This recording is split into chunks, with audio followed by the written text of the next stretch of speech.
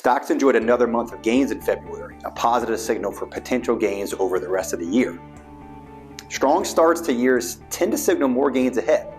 In fact, historically, when the S&P 500 has been up in January and February, it has gained an average of 11% over the rest of the year, and has been higher in 26 out of the last 28 cases. But the lack of volatility in stocks has been notable. In fact, since December, the S&P has not experienced a pullback of even 2%. But investors really shouldn't get used to this. Since 1980, the S&P has averaged at least one 10 to 20% pullback per year and 3 pullbacks of 5 to 10% per year. And also, election years historically bring more uncertainty and more volatility to stocks. And investors have priced in a rosy outlook ahead, as valuations are high by historical standards.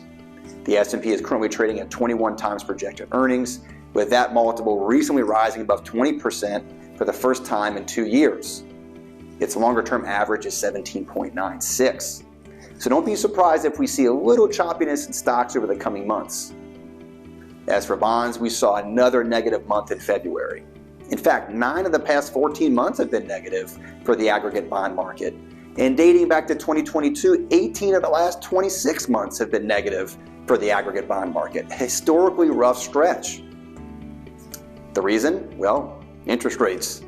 Over the past 2 years, the Federal Reserve has raised rates at the most rapid pace in 4 decades to combat inflation that also jumped to a 40-year high. However, recently Fed Chair Jerome Powell said that the recent slowdown in inflation has been, quote, both notable and widespread, and the Fed continues to project 2 to 4 interest rate cuts this year, which should provide a tailwind to bonds over the coming months.